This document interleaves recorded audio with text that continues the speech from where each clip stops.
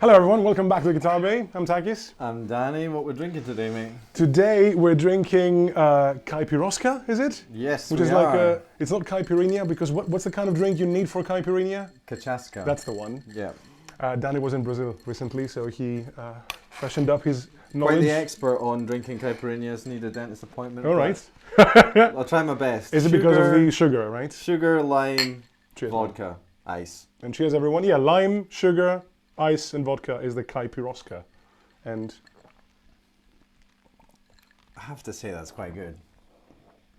Considering the amount of vodka. oh man, you can there. drink loads of that in one evening.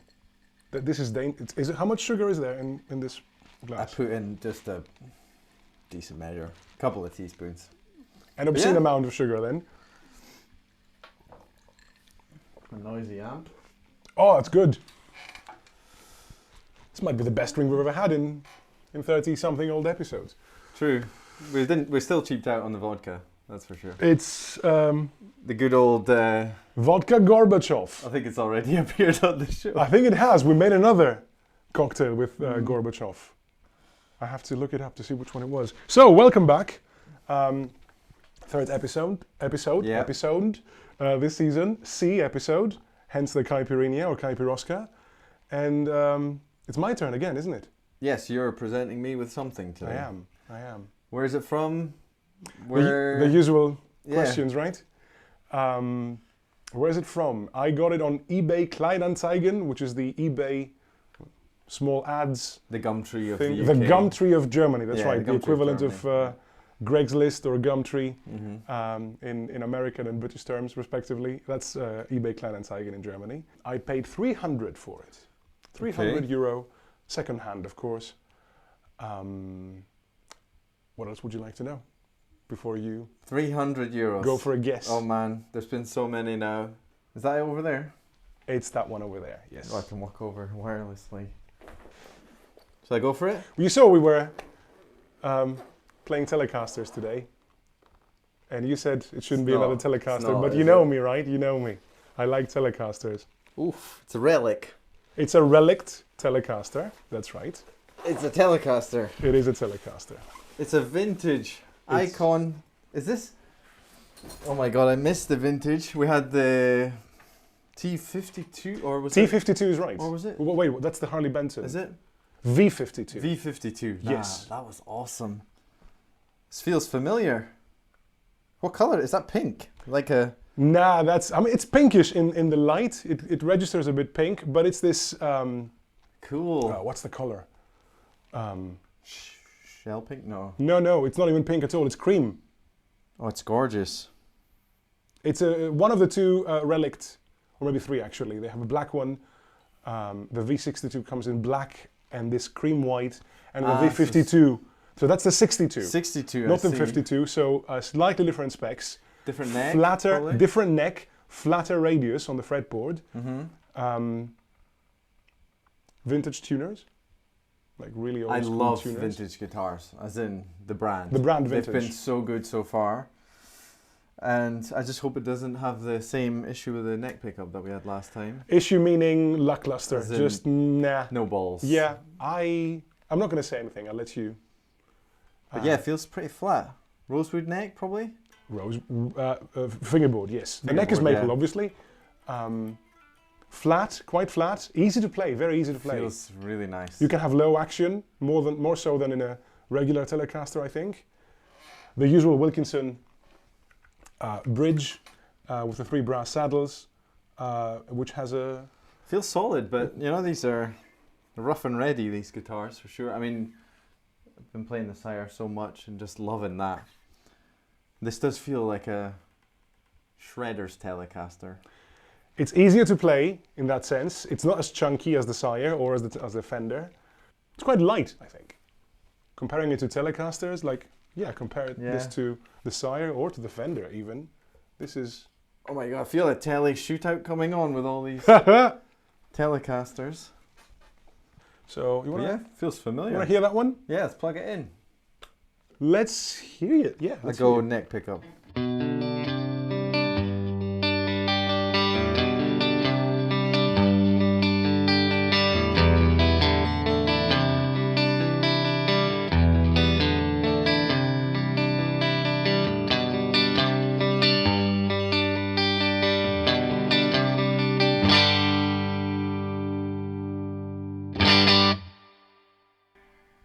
That's a Telecaster. Well, that's not bad. Or maybe it's just the amp is really fucking beautiful. Profanity again. There we go. But that was not bad at all. Yeah, I'm going to go middle, then I'll go bridge, and then I'll switch back to the neck. Because that was always the problem with the last vintage and the Harley Benton, was the neck pickup was so weak that when you change back, it was like a complete loss of volume. True, true. I think with the Harley Benton, the neck pickup is really meh. Naff. I think with the vintage guitars, it's not that the pickup is bad, it's just that the bridge is so wild that it makes the guitar a bit unbalanced in that sense. It is quite heavy, yeah, the Caipiroska, but it's tasty. It's tasty and it's maybe inspiring. Let's go. I'll just go same again.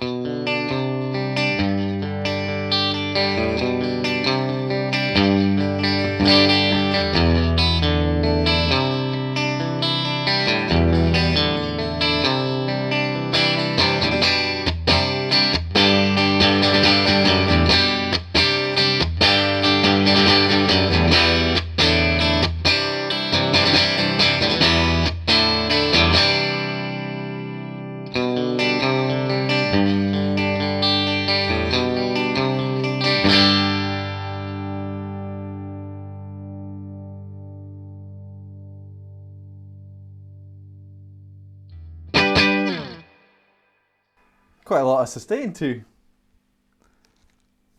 And it's not muffled, nice. You know, it's not muffled like the Harley Benton neck pickup is. But let's see what happens when you compare it to the bridge and how the mid position is holding up.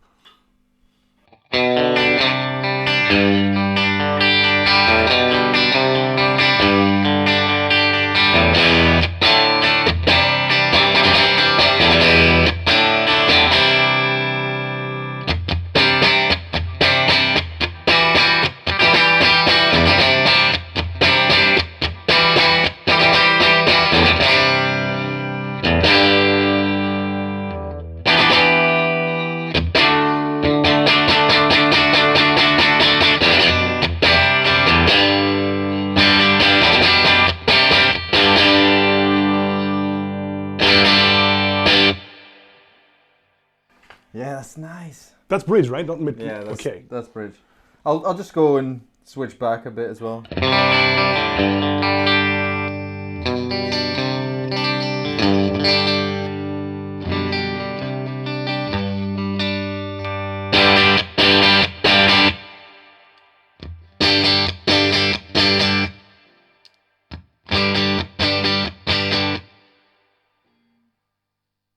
Not as drastic, but there is still a bit of a dip. A bit more than it should be. In terms of tone, the pickup is really healthy, I think. Yeah. But in terms of output, the bridge is just dominating. Yeah, it's kind of like the way you had your Jackson, but of course there was a humbucker. And you use that in your playing like a boost pedal. So you would just stay on the neck. True. And be very nice and slinky and then just go bridge and bite. Yeah, and just go straight into overdrive territory. Yeah. Keep it on the edge. Yeah, and you can do that with this.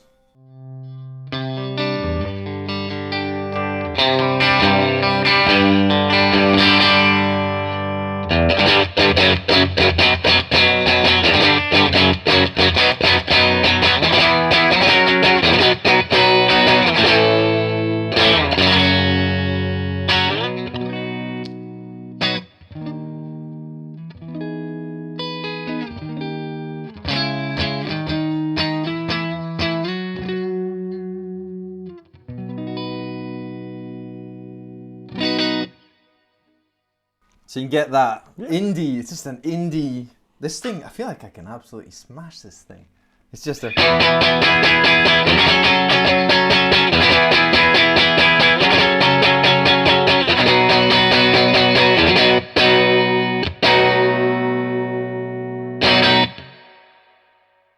Mind you, we're in a completely clean amp. In the clean channel of the 1830, there is no pedals, there is no nothing. There's the fat sugar for the reverb.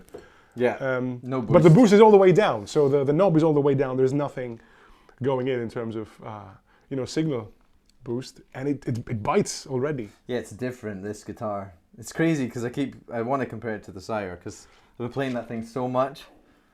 But this is even more telly than any other. This is telly. It's going back to. It's trying to be a telly, like a classic, I don't know, 60s telly. The Sire is a modern all-rounder. It does more. The fret edges, everything. It's much more modern. Let's kick up some gain. I'm going Steel Singer. It's kind of tube screamer-ish. It is. I think it's kind of Dumbly, if I'm not Yeah, mistaken. Has this nice creaminess of the Dumble type overdrives. Yeah, from Nux or Nuex.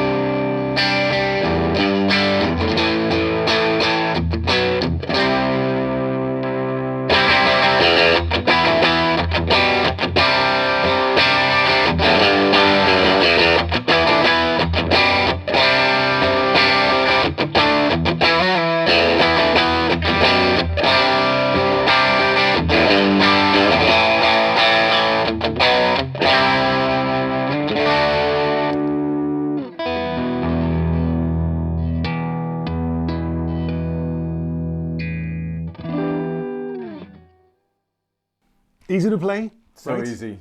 So easy. Yeah. It's the easiest playing Tele I've played, I think. But sounds great. Sounds very good. I'll go Model M. The Marshall in the Trust box. You. Yeah.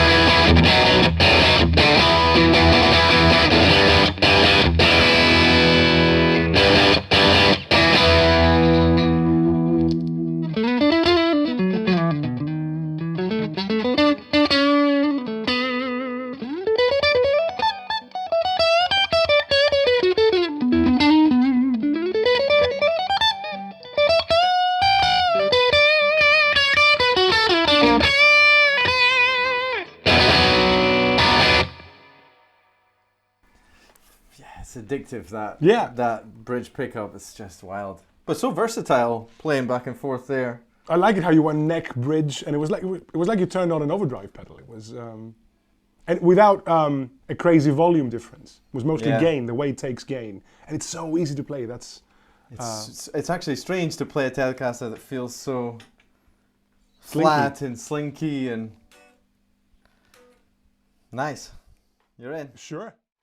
Yeah, we are in the Hot Rod Deluxe with no. That was delay. Yay, let's kill the delay. So nothing at all now.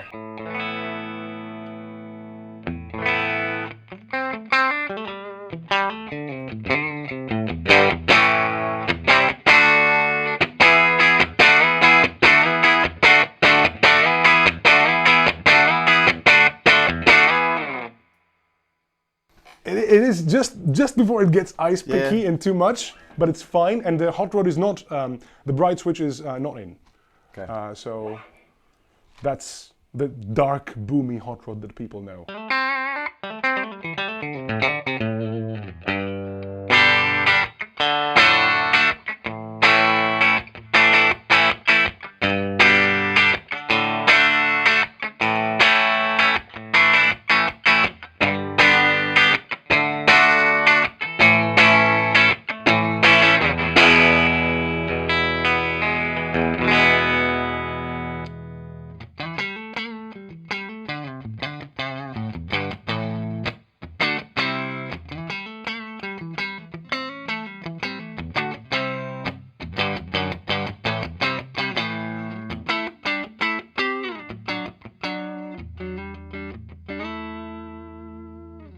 So mid.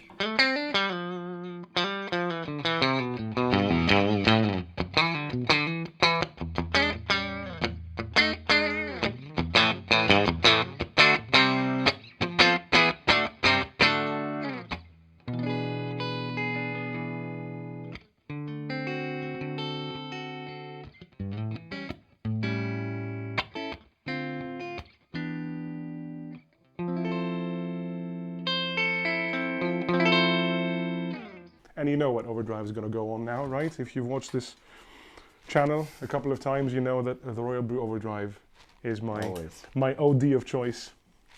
So again, neck clean. Royal Blue.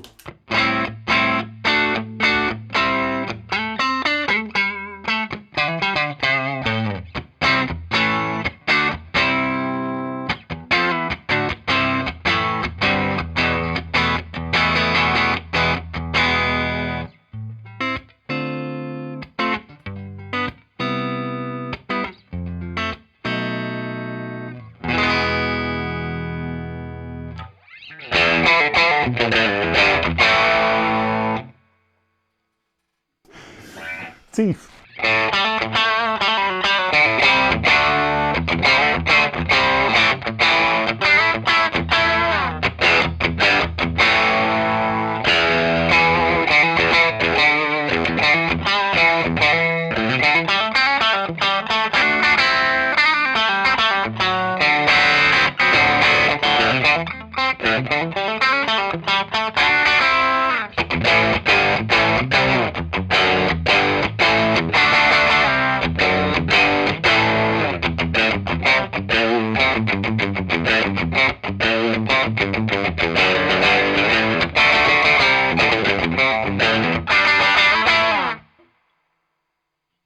How's the volume and tone? I forgot to check that. Is it rolling off and stuff? Ah, yes. So the tone.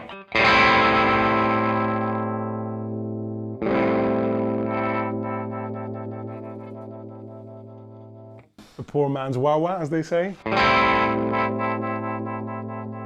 This one can't do that. It doesn't have that cue. It doesn't have that. It's smoother. There's a big range there, right? Yeah. So there's a one point where there's a the point of most change, and it just has this nice. At the very end, it goes really dark and woman tone like, and that's 15-20% in. And from now on, at the very end.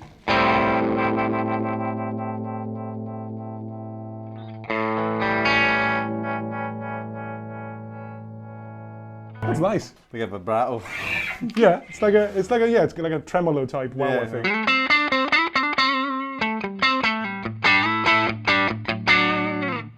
So now neck. That's how I like to test the volume. So this is enough drive, I think.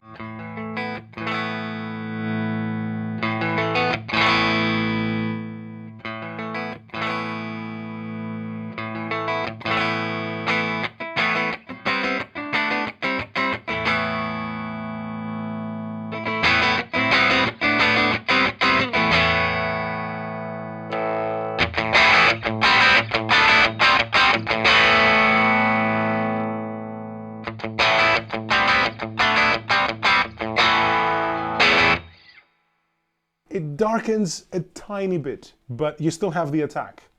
So it's not top-notch quality. Like The Schecter and the Sire was very just the Sire is great. The Schecter is beyond great. The way the Schecter does that.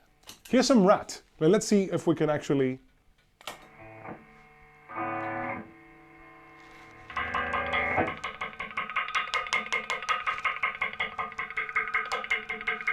That's a bit more than it should be, I think.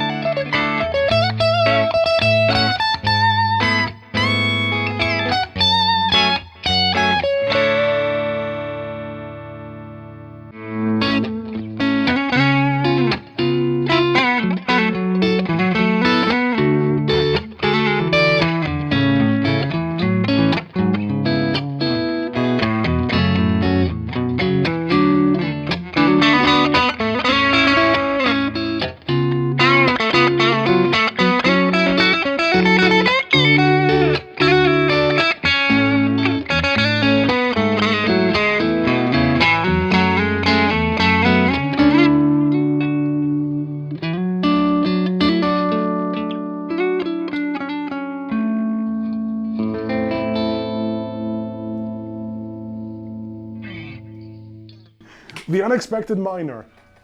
That sounds like a bad movie. Okay. Some of that dark web stuff. Yeah, exactly. So yeah, apologies for the messy jam, but it was nice. We enjoyed it. This is I'm torn about this guitar because it looks awesome. It plays super easy. It makes me feel like a shredder sometimes because it's just easy to play. I like the sound of the pickups.